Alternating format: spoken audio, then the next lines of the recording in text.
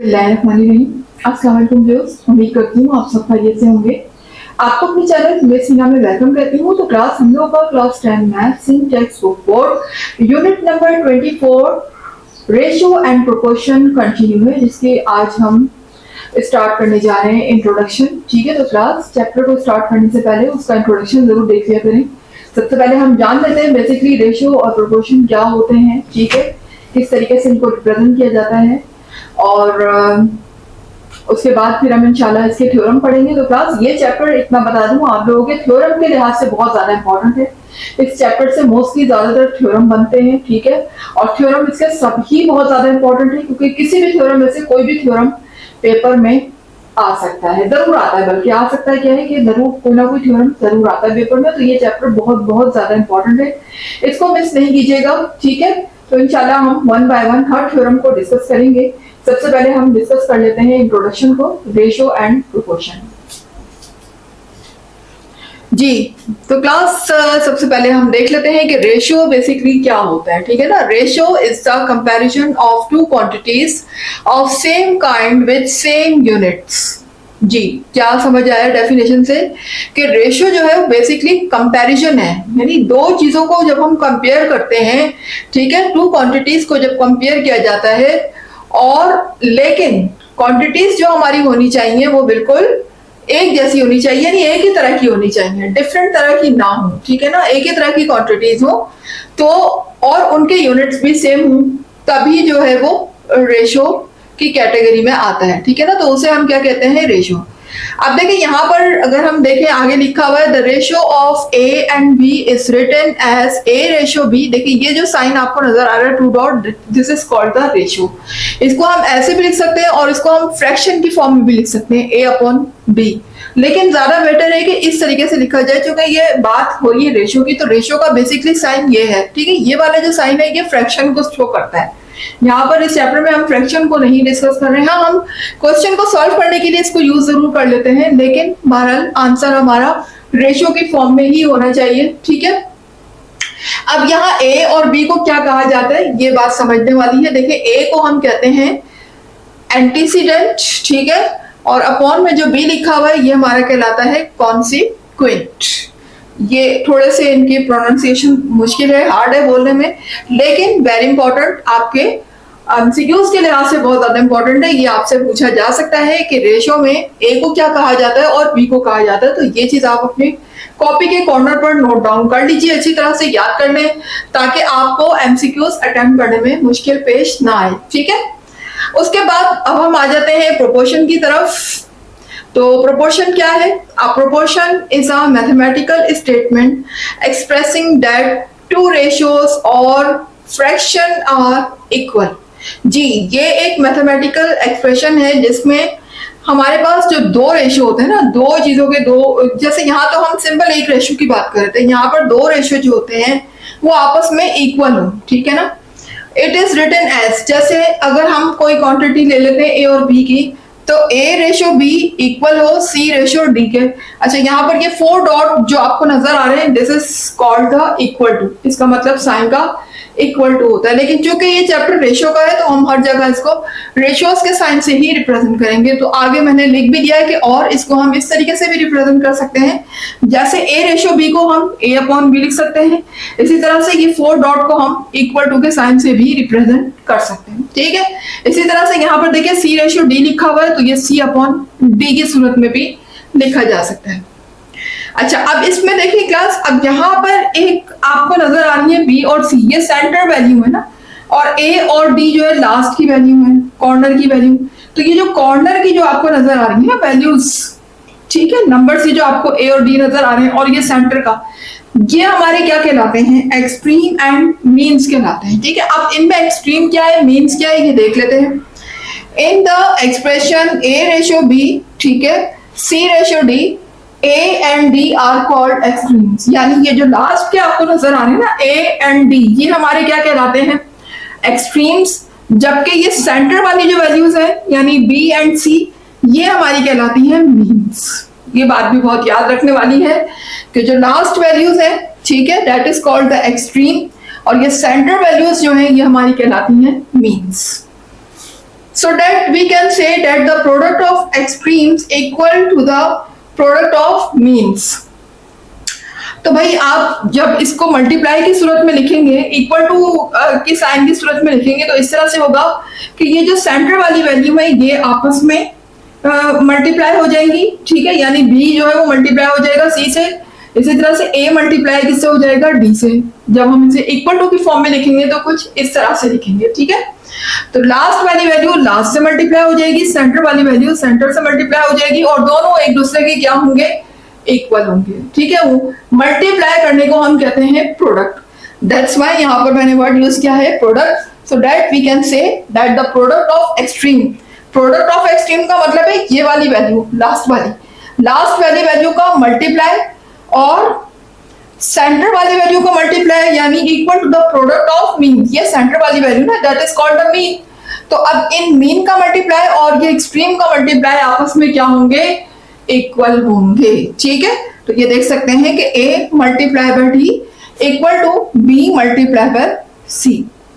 तो ये हमारी छोटी सी डेफिनेशन हो गई रेशियो एंड प्रोपोर्शन की। ये आपको जो है वो करवाना जरूरी था ताकि आपको पता चले बेसिकली रेशियो एंड प्रोपोर्शन होता क्या है, इसको कैसे रिप्रेजेंट करते हैं, ठीक है, और ए को क्या कहा जाता है, बी को क्या कहा जाता है। तो जब हम इंशाल्लाह इसके एक्सरसाइज करेंगे और इसके हम थ्योरम करेंगे तो आप और अच्छी तरह से इसको जानेंगे। तो क्लास अब हम इसके जो है थ्योरम पर आ जाते हैं। Theorem 24.1 that's very much important. आइए फिर हम थ्योरम स्टार्ट करते हैं जी। तो क्लास आ गए थ्योरम नंबर 24.1 पर, ठीक है। तो ये हमारा थ्योरम बहुत ज्यादा इंपॉर्टेंट है क्लास, को मिस मत कीजिएगा, एग्जाम में जरूर इससे पेपर बनता है, ठीक है, और ये जरूर लाजमी आते हैं थ्योरम। तो इसके चैप्टर के जितने भी थ्योरम है बहुत ज्यादा इंपॉर्टेंट है। तो स्टार्ट करते हैं। पहले हम थ्योरम क्वेश्चन पढ़ लेते हैं। बेसिकली इसमें क्या हमें प्रूफ करने के लिए कहा जा रहा है, a line parallel to one side of a triangle and intersecting the other two sides divides them proportionally। जी, एक लाइन है जो कि पैरेलल है ट्रायंगल के वन साइड की, ठीक है, और इंटरसेक्ट कर रही है अदर टू साइड्स, यानी ट्रायंगल की जो अदर टू साइड्स है उनको वो लाइन जो है वो उस साइड्स को इंटरसेक्ट भी कर रही है, ठीक है। डिवाइड्स देम प्रोपोर्शनली, ठीक है। प्रोपोर्शनली का यहाँ पर क्या मतलब है कि यानी कि इक्वल रेशियो से डिवाइड कर रही है, ठीक है। जैसे कि अभी हमने प्रोपोर्शनल की डेफिनेशन में देखा कि प्रोपोर्शनल क्या कहते हैं, किसे कहते हैं, बेसिकली प्रोपोर्शन बोलते हैं जहां पर हमारे टू रेशियोज जो है वो इक्वल हो, ठीक है। तो अब ये लाइन हम ले लेते हैं, फर्ज करें ये हमारा एक ट्रायंगल है एबीसी, ठीक है, उसमें लाइन है डीई।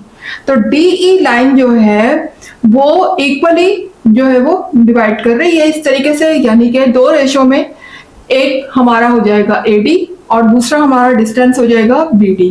तो ये लाइन जो है वो इस थर्ड लाइन के, यानी कि ट्रायंगल की जो थर्ड लाइन है, ये तो दो लाइनें हो गई ना, ये दो लाइनों से क्या कर रही है, इंटरसेक्ट कर रही है पॉइंट डी पर और पॉइंट ई पर, ठीक है। पॉइंट डी और पॉइंट ई पर इंटरसेक्ट कर रही है, जबकि बीसी लाइन की क्या हो गई, पैरेलल हो गई। यही बात हमें क्वेश्चन में कही जा रही है कि ये लाइन उस ट्रायंगल की जो अदर साइड है, यानी ये जो इस लाइन के इस साइड की जो है वो पैरेलल भी है और दो साइड्स को जो है वो इंटरसेक्ट भी कर रही है। हमने कह दिया कि भाई वो दो साइड्स को इंटरसेक्ट कर रही है तो किस पॉइंट पर कर रही है, एक पॉइंट डी का नाम दे दिया, दूसरा ई का नाम दे दिया, ठीक है। अब यहाँ पर जो है बेसिकली हमें प्रूफ ये करना है कि अगर ये दो साइड को इंटरसेक्ट कर रही है और प्रोपोर्शनली कर रही है, प्रोपोर्शनली मतलब कि यानी कि इक्वल रेशियो से, जितना रेशियो ए से लेकर डी तक का होगा उतना ही सेम डी से लेकर बी तक का होगा डिस्टेंस, ठीक है। तो ये इक्वली रेशियो में, इसी तरह से यहाँ देखिएगा ये वाला रेशियो ए से लेकर ई तक और ई से लेकर सी तक, ये वाले जो रेशियो है ये आपस में क्या होंगे, इक्वल होंगे। यानी दो रेशियो ये हो गए, एक ये, ठीक है, एडी अपॉन बीडी, और दूसरा रेशियो हमारा क्या हो गया, एई अपॉन सीई। तो ये दोनों रेशियोज आपस में क्या होंगे, इक्वल होंगे, तभी यहाँ पर जो हमारी जो स्टेटमेंट है कि प्रोपोर्शनली जो ये लाइन डिवाइड कर रही है, तो प्रोपोर्शनली का मतलब यही कि इक्वल रेशियो से ये एक दूसरे को डिवाइड कर रही है। तो यहाँ पर देख लेते हैं, सबसे पहले हमें क्वेश्चन में गिवन क्या क्या है। तो गिवन में देख लीजिएगा, in triangle ABC DE is parallel to BC। वही बात अभी जो मैंने आपको फिगर में कही कि DE लाइन जो है वो बेसिकली पैरेलल किसके है, BC के है। और DE intersect the other two sides. कौन सी साइड, एक साइड AB और दूसरी साइड AC। इन दो साइड्स को क्या कर रही है, वो इंटरसेक्ट कर रही है। आगे यही बात लिखी हुई कि other two sides AB and AC किस पॉइंट पर कर रही है, at points D and E। At point D and E, इन दो पॉइंट पर क्या कर रही है वो लाइन, इंटरसेक्ट कर रही है, ठीक है, रिस्पेक्टिवली। ये तो हमारा हो गया गिवन, जो कि हमें क्वेश्चन में गिवन है। अब हमें इसमें प्रूफ क्या करना है, प्रूफ हमें ये करना है कि जो हमारा ये वाला रेशियो है AD और हमारा ये वाला रेशियो है, ठीक है ना।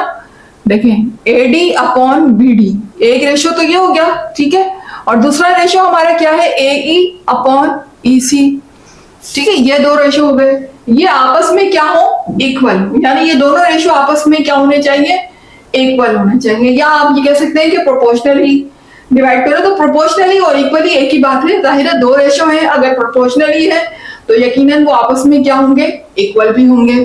तो ये देख लीजिए, measurement of AD upon DB, measurement of A से लेकर D तक का डिस्टेंस और B से लेकर D तक का डिस्टेंस, ठीक है। ये मेरा क्या बन गया, रेशियो बन गया, एक इसका और एक इसका रेशियो। ये किसके इक्वल है, इस वाले रेशियो के इक्वल है, यानी A से लेकर E तक का डिस्टेंस और E से लेकर C तक के डिस्टेंस के इक्वल है, ठीक है। यानी कि ये रेशियो और ये रेशियो आपस में क्या है, इक्वल है। यही बात हमें इस क्वेश्चन में प्रूफ करनी है। तो क्लास अब ऐसा तो नहीं हो सकता कि हम इसमें अपनी तरफ से कोई काम ना करें। हम लाजमी जो अपनी तरफ से काम करते हैं उसे हम क्या कहते हैं, कंस्ट्रक्शन। तो इसमें हम कुछ कंस्ट्रक्शन करेंगे। तो कंस्ट्रक्शन करने के लिए देख लीजिएगा, यहाँ पर आपकी बुक में क्या लिखा हुआ है, select such a unit of land so that MAD is P unit. अगर हम यहाँ पर एक यूनिट को कंसीडर करें, एक लैंड, यानी कि सच अ यूनिट ऑफ लैंड, अगर हम इस वाली लाइन को कंसीडर करें AD को, तो इसमें जो है AD लाइन के लिए हम P को सिलेक्ट कर सकते हैं ना। अगर हम इस डिस्टेंस को कोई नाम दें, ठीक है, कोई भी नंबर दें, अब P कोई भी डिस्टेंस हो सकता है, व्हाटएवर, यहाँ पर हमने उसे नाम दे दिया P यूनिट्स का, ठीक है। तो इसको हमने कह दिया, यहाँ से लेकर यहाँ तक के डिस्टेंस को हमने कह दिया P है, जबकि D से लेकर B तक के डिस्टेंस को हमने कह दिया कि Q है। यही बात हमने कंस्ट्रक्शन में भी लिखनी है कि measurement of AD is equal to P units and measurement of BD is equal to Q unit. यहाँ तक तो आपको बात समझ आ गई कि इतने डिस्टेंस को हमने P का नाम दिया है, जबकि इतने डिस्टेंस को हमने Q का नाम दिया है। अब यहाँ पर P एंड Q बेसिकली है क्या, P and Q are natural number, कोई भी नेचुरल हो सकते हैं नंबर, जैसे 1 2 3 4 5 6 7 8 व्हाटएवर। अब यहाँ हमें नेचुरल नंबर तो नहीं पता, लेकिन हमने उसे एक एज्यूम कर लिया, कोई भी P एंड Q कोई भी नंबर हो सकता है, ठीक है। नेचुरल नंबर आपको पता है 1 से स्टार्ट होते हैं एंड सो ऑन, उनकी कोई वो नहीं होती, सारे पॉजिटिव नंबर होते हैं इसमें। तो पॉजिटिव नंबर में कोई भी लेंथ हो सकती है, ठीक है। हमें तो नहीं पता ना कि लेंथ क्या है, मेजरमेंट का तो हमें पता ही नहीं, तो हमने इसलिए उसको नाम क्या दिया है, P एंड Q का।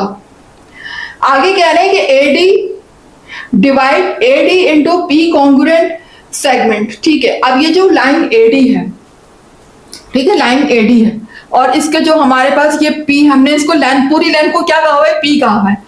अगर हम इस लेंथ को इक्वल सेगमेंट में डिवाइड कर दें, सेगमेंट का मतलब है यानी कि इक्वल पार्ट में, इतना ही, जितना पार्ट ये हो इतना ही पार्ट ये हो, इतना ही पार्ट, इस तरह से अगर मैं इक्वल पार्ट में इसको डिवाइड कर दूं, ठीक है। सेम इसी तरह से यहाँ पर जो मैंने इस वाले डिस्टेंस को कहा हुआ है Q, इस सेगमेंट को भी मैं इक्वल, इस वाले डिस्टेंस को भी मैं इक्वल सेगमेंट में डिवाइड कर दूं, ठीक है। सेगमेंट का मतलब ये पार्ट होते हैं, ये वाला, ये पार्ट बिल्कुल इक्वली मैंने इसको डिवाइड कर दिया। तो जाहिर है कि जब मैं इसको डिवाइड करूंगी तो ये सामने वाली, इस वाली साइड को भी इक्वली डिवाइड करेंगे, सेम जैसे यहाँ पर डिवाइड कर रहे हैं। क्योंकि जाहिर है कि अगर मैं ये लाइन यहाँ पर बनाती हूँ तो ये इस लाइन के क्या है, पैरेलल है। पैरेलल होने का क्या मतलब है कि बिल्कुल स्ट्रेट है, यानी कि लाइन जरा सी भी टेढ़ी नहीं होनी चाहिए, एग्जैक्ट उसके पैरेलल होनी चाहिए। तो अगर DE लाइन उसके पैरेलल है और मैं भी यहाँ पर पैरेलल लाइन बना देती हूँ, तो इसका मतलब ये तमाम लाइनें क्या हो गई, BC से पैरेलल हो गई। तो अगर यहाँ पर मैं इक्वली इसको डिवाइड कर रही हूँ सेगमेंट में, तो नॉर्मल सी बात है कि यहाँ भी इक्वली सेगमेंट में डिवाइड होंगी ये लाइनें, ठीक है। तो यही बात पूरे स्टेटमेंट में यहाँ पर कही गई है कि AD AD into P congruent, ठीक है, divide AD into P congruent segment and BD into Q congruent segment. BD को हमने क्यू कॉन्ग्रुएंट सेगमेंट में डिवाइड कर दिया, ठीक है। ये पूरा एक डिस्टेंस है जिसको हमने क्यू कहा हुआ है, और क्यू को हमने इक्वली सेगमेंट में, यानी एक सेगमेंट ये और एक सेगमेंट ये, इसी तरह क्यू को एक सेगमेंट ये एक सेगमेंट ये, इस तरह से हमने उनको सेगमेंट की सूरत में क्या कर दिया, डिवाइड कर दिया। And B D into Q congruent segment, तो ये हमारी क्या हो गई, कंस्ट्रक्शन हो गई।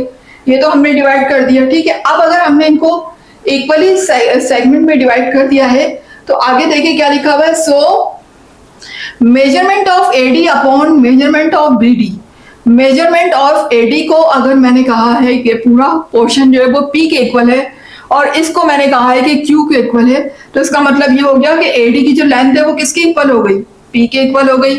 यानी ये जो एडी है मेरा, ये पूरा डिस्टेंस किसके इक्वल है, पी के इक्वल है, जबकि बीडी का पूरा डिस्टेंस किसके इक्वल है, क्यू के इक्वल है। यही बात हमने यहाँ पर लिख दी कि measurement of AD upon measurement of BD equal to P upon Q के इक्वल हो गया, ठीक है। पी एंड क्यू हमारी अपनी सपोजिशन है। ये सारा काम किस में हो रहा है, कंस्ट्रक्शन में हो रहा है। आगे लिखा हुआ है from the points of division. अब ये जो हमने डिवीजन डिवाइड जो किए हैं ना छोटे छोटे पोर्शन में, ये इनको हमने क्या करना है, points of division draw line parallel to BC. यहां से हम लाइन जो है वो ड्रॉ कर लेते हैं। जो भी हमने ये पॉइंट्स बनाए हैं इक्वली सेगमेंट से, जो हमने लाइन को डिवाइड किया है, तो हम क्या करते हैं, यहां से लाइन ड्रॉ कर लेते हैं सामने वाली साइड पर, जो कि किसके पैरेलल होंगे, ये सारी लाइनें, ये लाइन तो थी पैरेलल, ये लाइन, ये तमाम लाइनें सब किसके पैरेलल होंगी, बीसी के पैरेलल होंगी। यानी हमने अपनी तरफ से जो सेगमेंट बनाए थे पी एंड क्यू के, वो सब के सब किसके पैरेलल होंगे, बीसी के पैरेलल होंगे, ठीक है। यहां तक आपको बात समझ आ रही होगी। ये सारा काम हमने किस में करना है, कंस्ट्रक्शन में करना है जी। अब हम इस क्वेश्चन को प्रूफ करेंगे, और प्रूफ करने के लिए हम दो कॉलम बनाएंगे, एक स्टेटमेंट्स और दूसरा रीजन, ठीक है। तो अब स्टेटमेंट के कॉलम हम किस तरीके से स्टार्ट करेंगे कि देखिए, यहाँ पर पहले तो हम स्टार्ट कंस्ट्रक्शन से करेंगे, जो भी काम हमने खुद से किया है। तो खुद से हमने क्या किया है कि AD is divided into P congruent segment by the parallel line. यानी ये जो एडी है इसको हमने डिवाइड किया है कॉन्ग्रुएंट सेगमेंट में, और उन कॉन्ग्रुएंट सेगमेंट का नाम हमने क्या दिया है, पी का नाम दिया है, ठीक है। और किस तरीके से डिवाइड किया है, थ्रू पैरेलल लाइन, ठीक है। तो यही बात हम अपने स्टेटमेंट में लिखेंगे। यहां लिख दीजिएगा AD is divided into P congruent segment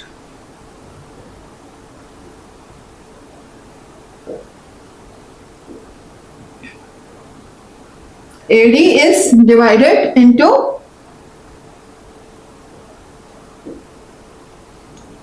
P congruent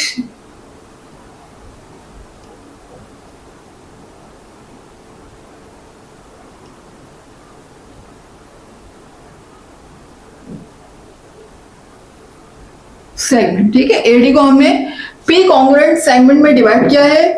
किस तरह डिवाइड किया है, पैरेलल लाइन के थ्रू। आपको नजर आ रही होंगी, ये देखें एडी की ये पैरेलल लाइन में हमने इसको डिवाइड किया है, एक पॉइंट ये, एक पॉइंट ये। तो हम इसमें लिखेंगे by the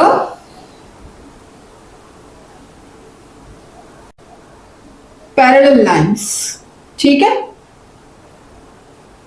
by the parallel lines. Parallel line के थ्रू हमने एडी जो एडी हमारा डिस्टेंस है उसको हमने डिवाइड किया है, ठीक है। और इतने डिस्टेंस को हमने पी कहा है और उसे इक्वली सेगमेंट में उसको डिवाइड कर दिया है। उम्मीद है कि इतनी बात समझ आ रही होगी क्लास, ठीक है। अब ये सारा काम जो हमने किया है ना, ये डिवाइड करने वाला ये सेगमेंट में, ये बेसिकली क्वेश्चन में नहीं था, ठीक है, क्वेश्चन में नहीं था, बल्कि ये हमने खुद अपनी तरफ से किया है। तो इसलिए हम आगे रीजन में क्या लिखेंगे, कंस्ट्रक्शन, ठीक है। यहां हमारी रीजन में आ जाएगा कंस्ट्रक्शन जी। अच्छा, अब यहां पर दूसरा पॉइंट देख लेते हैं। दूसरा पॉइंट है AE is also divided into P congruent segment तो अब जाहिर है कि मैंने आपसे कहा है कि अगर ये लाइन इसके पैरेलल है और हमने इक्वली सेगमेंट में इसको डिवाइड किया है तो सामने वाली साइड भी तो इक्वली डिवाइड हो रही है ना, सेम बिल्कुल।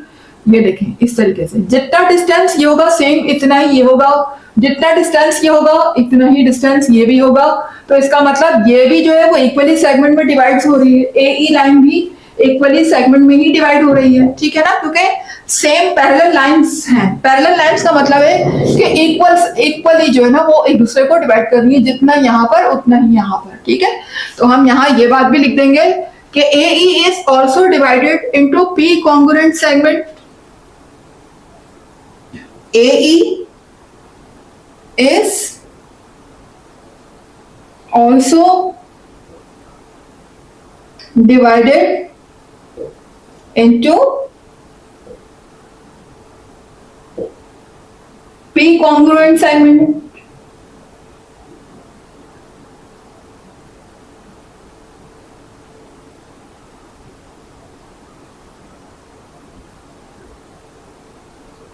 ठीक है, पी कॉन्ग्रुएंट सेगमेंट में हमने AE को भी डिवाइड कर दिया। किस तरीके से, वो भी जाहिर है कि पैरेलल लाइन के जो देखिए जो काम यहाँ हो रहा है सेम वही काम यहाँ भी तो हो रहा है ना, सेम वही लाइन इस लाइन को भी आपस में इंटरसेक्ट कर रही है। जैसे ये इसको इंटरसेक्ट कर रही है, जो हमने सेगमेंट बनाया ये पॉइंट भी एक दूसरे को क्या कर रहे हैं, इंटरसेक्ट कर रहे हैं। जो कि हमने इक्वल सेगमेंट में बनाया तो जितना डिस्टेंस यहाँ होगा उतना ही डिस्टेंस ये भी होगा, ठीक है। तो यहाँ भी हम क्या लिखेंगे, थ्रू पैरेलल लाइंस। तो यहाँ भी लिखिएगा एक segments bye the same parallel line, वही पैरेलल लाइन जो यहाँ पैरेलल लाइन यूज हो रही है वही पैरेलल लाइन यहाँ भी है। तो हम यहाँ लिखेंगे बाय द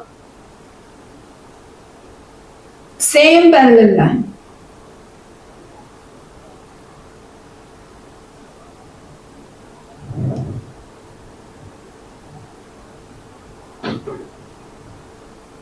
जी, उम्मीद है कि यहां तक आपको क्लियर होगा। अब यहाँ पर क्या हो जाएगा कि parallel line makes equal number of congruent intersect on each transversal. जी, अब यहाँ पर वर्ड हुआ है ट्रांसवर्सल, ठीक है, वर्ड यूज हुआ है ट्रांसवर्सल। तो ट्रांसवर्सल से क्या मुराद है, ट्रांसवर्सल से मुराद ये होती है क्लास के देखें यहाँ पर ये जो पैरेलल लाइन जितनी भी यूज हो रही है ना, और पैरेलल लाइन से गुजरती हुई जो लाइन होती है, ठीक है, मैं आपको अलग से बना के भी दिखा देती हूँ। जैसे ये पैरेलल लाइन है, ठीक है, इनके बीच से अब जो लाइन इस तरीके से पास आउट होगी ना, अब यहाँ कितनी भी पैरेलल लाइन हो, ये हो, ये हो, जितनी मर्जी लाइन बना दें आप, ये सब क्या है, पैरेलल है। और पैरेलल लाइन के बीच में से जो लाइन टच होती हुई गुजरती है वो हमारे क्या कहलाती है, बेसिकली ये हमारा है ट्रांसवर्सल, ठीक है। तो आप देख सकते हैं कि ये लाइनें जो है जो पैरेलल है एक दूसरे के, ये तमाम लाइनें पैरेलल हैं। और ये जो है ये क्या है, ये वाली लाइन, ये तमाम इन पैरेलल लाइन को छूती भी गुजर रही है, टच करती भी गुजर रही है, ठीक है, सबसे मिस हो रही है। तो ये हमारा क्या हो गया, ट्रांसवर्सल हो गया। इसी तरह से ये लाइन भी हमारी क्या हो गई, ट्रांसवर्सल हो गई। तो ये दो हमारे पास क्या है, ट्रांसवर्सल है। तो यही बात हम यहाँ रीजन में भी लिखेंगे कि parallel line makes equal number of congruent intercept, parallel lines make equal number of congruent intercept of each transversal।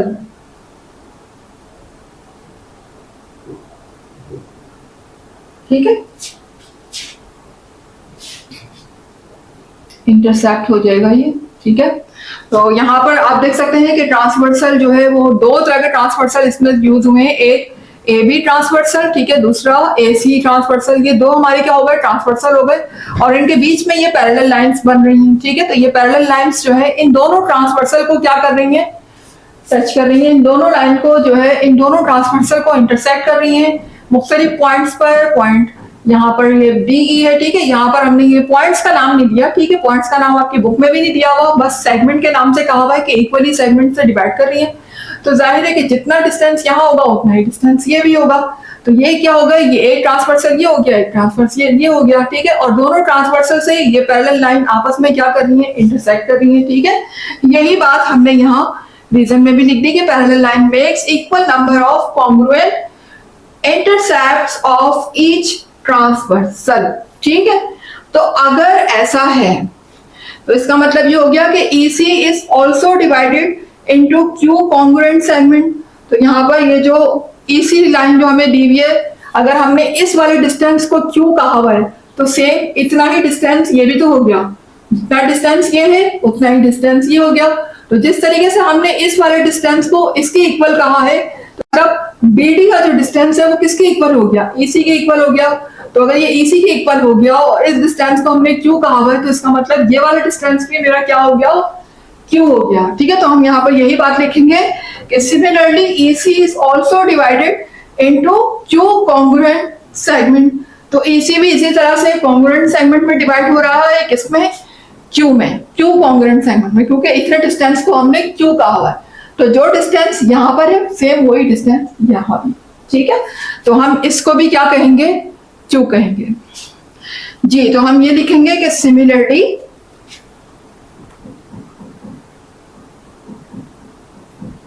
यहाँ वर्ड यूज करिएगा, similarly AC is also divided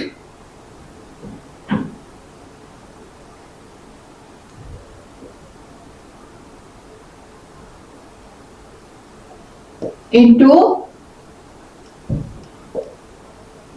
कौन से कॉन्ग्रुएंट, जिसको हमने नाम दिया हुआ है ये वाला Q कॉन्ग्रुएंट सेगमेंट में, ठीक है। इस वाले डिस्टेंस को Q कहा हुआ है, तो ये वाला डिस्टेंस मेरा क्या हो गया, Q हो गया। तो इसको भी हम कहेंगे Q congruent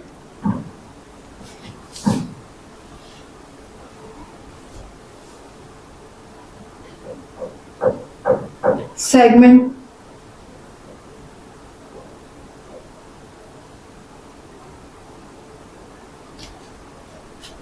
ji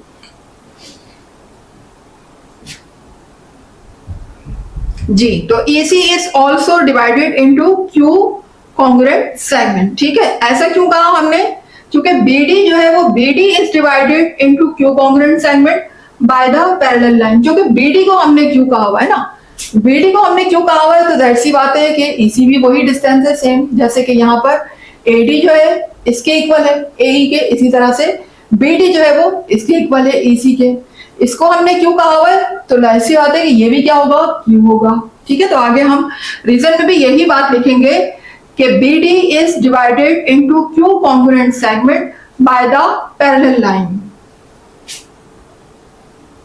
BD is divided into Q congruent segment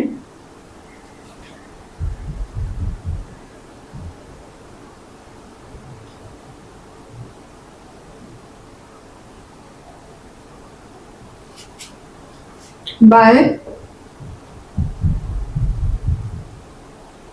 the parallel line, ठीक है।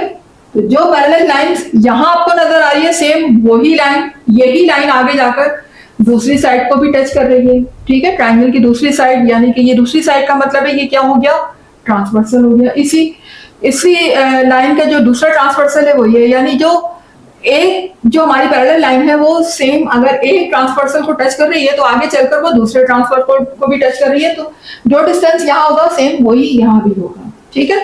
तो यहाँ पर ये लिखेंगे हम रीजन के BD is divided into Q congruent segment by the parallel lines, ठीक है। इसी वजह से हमने कहा कि EC इज आल्सो डिवाइडेड, अगर BD जो है वो Q है तो EC भी क्या है, Q है, ठीक है। तो अगर हमने इनको P और Q कहा है तो इसका मतलब ये हो गया कि AE और EC, ठीक है। AE और EC ये वाला डिस्टेंस और ये वाला डिस्टेंस ये हमारा किसके इक्वल हो गया, ये पूरा डिस्टेंस भी किसके इक्वल हो गया, P के, और ये वाला डिस्टेंस किसके इक्वल हो गया, Q के। चलिए मैं आपको लिख के दिखा देती हूँ, यानी कि अगर ये वाला डिस्टेंस हमने P कहा हुआ है तो सेम ये वाला डिस्टेंस भी इसी के इक्वल है, तो ये भी किसके इक्वल हो गया, P के इक्वल हो गया, और ये किसके इक्वल हो गया, Q के इक्वल हो गया।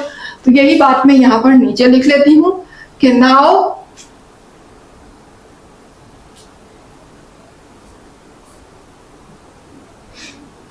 जी AE मेजरमेंट, ठीक है, मेजरमेंट ऑफ कौन सा मेजरमेंट, AE मेजरमेंट, ठीक है, मेजरमेंट ऑफ AE अपॉन दूसरा मेजरमेंट क्या है EC, measurement of EC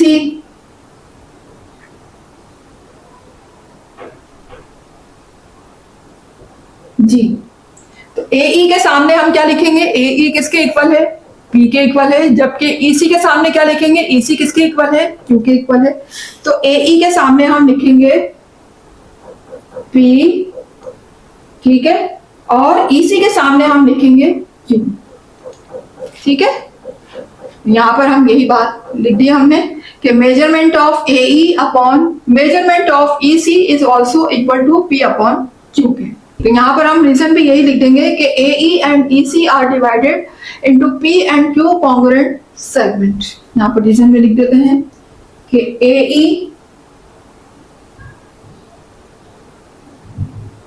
and EC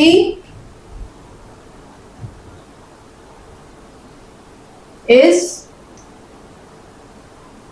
divided into P and Q congruent segment, ठीक है, दोनों जो है P and Q congruent segment में डिवाइड हुए हैं, ठीक है, रिस्पेक्टिवली आगे लिखा हुआ है। और क्योंकि ये बात हम ऑलरेडी ऊपर भी प्रूफ कर चुके हैं, ठीक है ना, ये बात हमने प्रूफ की है ना ऊपर, कि यहाँ पर हमने ऊपर लिखा था कि AE जो है वो P में है डिवाइड और EC जो है वो Q में डिवाइड है, तो ये बात ऊपर भी हो चुकी है। तो यहाँ पर आप लिख दीजिएगा आगे प्रूफ अबव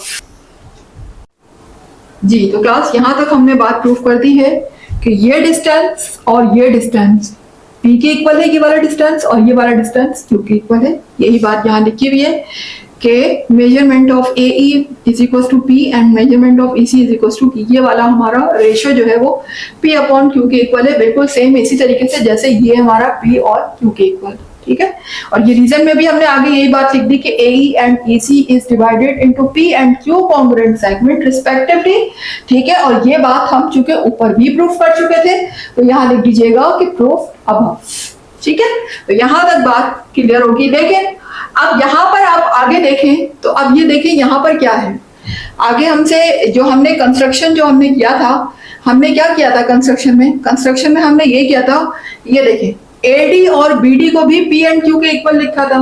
ये तो हमने खुद से लेकर आया ना, यहाँ पर ये हमने इस तरह से ड्राइव किया है कि P अपॉन, लेकिन कंस्ट्रक्शन जो हमने किया था वो क्या किया था कि AD डिस्टेंस और BD डिस्टेंस भी हमारा किसके इक्वल है, Q के इक्वल है। तो आगे हम ये भी लिख लेते हैं कि बट ये हम ऑलरेडी कह चुके थे कंस्ट्रक्शन में के मेजरमेंट ऑफ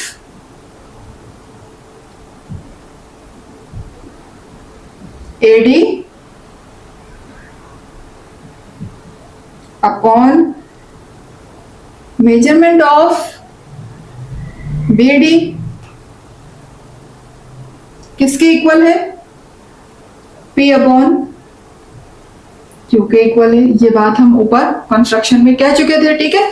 कंस्ट्रक्शन में हमने ये बात कही थी, तो यहां आगे लिख दीजिएगा बाय कंस्ट्रक्शन,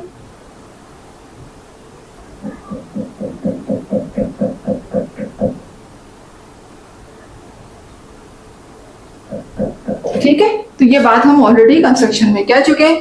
तो क्लास अब आप ये देखें कि हमारे पास ये दो इक्वेशन है, एक इक्वेशन ये है, एक इक्वेशन ये है, ठीक है।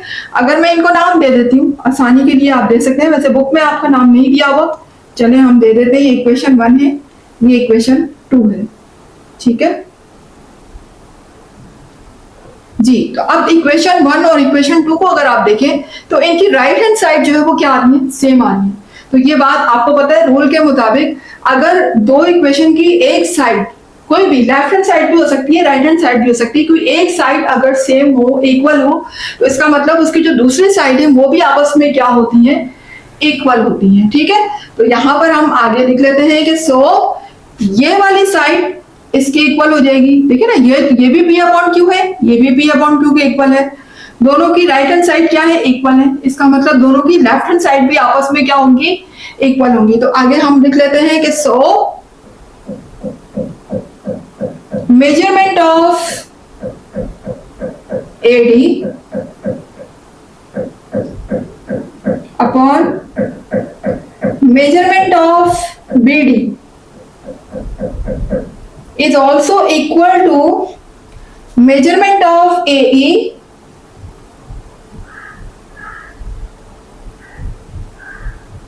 upon measurement of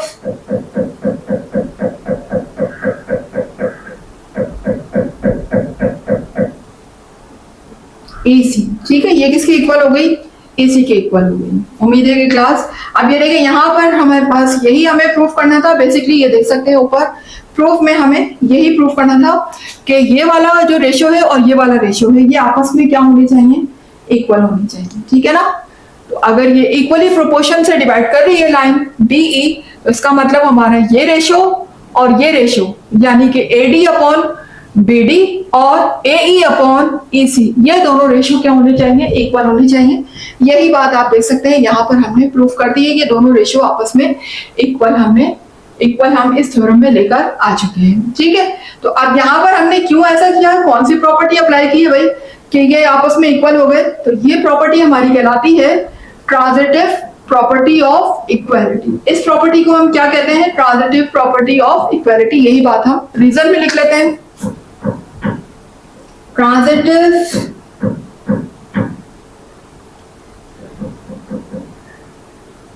property of equality. ठीक है, ट्रांजिटिव प्रॉपर्टी ऑफ इक्वालिटी हमारी कहलाती है ये। और इसके मुताबिक, इस प्रॉपर्टी के मुताबिक अगर दो इक्वेशन की कोई एक साइड इक्वल हो जाती है, लेफ्ट हैंड साइड या राइट हैंड साइड, तो दूसरी साइड भी क्या होती है, आपस में इक्वल होती है। तो ये प्रॉपर्टी हमारी कहलाती है ट्रांजिटिव प्रॉपर्टी। तो क्लास यहाँ पर मेरा थ्योरम 24.1 हो चुका है कंप्लीट। ठीक है, और जब हम थ्योरम कंप्लीट कर लेते हैं तो ये बात ऑलरेडी मैं बता चुकी हूँ कि लास्ट में आप लिख दिया करें QED, QED, इसका मतलब है क्वाड इराद डेमोन्स्ट्रेंडम। ठीक है, इसका मतलब है कि थ्योरम यहाँ पर हमारा कंप्लीटली तौर पर प्रूव हो चुका है। जो कुछ हम प्रूव करना चाह रहे थे वो हम सक्सेसफुली प्रूव कर चुके हैं। तो क्लास, उम्मीद है कि यहाँ पर आपको थ्योरम समझ आया होगा। 24.1 थ्योरम है, बहुत इंपॉर्टेंट थ्योरम है। तो अगर आपको थ्योरम समझ आया है, इससे सारे कॉन्सेप्ट भी क्लियर हुए हैं, तो आपका कमेंट जरूर दिया किया है, अपने फीडबैक भी दिया करें और बताया करें कि आपको कितना समझ आ रहा है। ठीक है, और वीडियो को भी लाइक कर दीजिए, चैनल को सब्सक्राइब जरूर कर दीजिएगा वो व्यूअर्स जो मेरे चैनल पर न्यू है, ताकि हर नई आने वाली वीडियो का नोटिफिकेशन आपको टाइम पर मिलता रहे। ठीक है, इसके साथ साथ वीडियो को जितना ज्यादा हो सके शेयर भी क्या करें। इंशाल्लाह मिलते हैं इसके नेक्स्ट थ्योरम के साथ। तब तक के लिए अल्लाह हाफिज।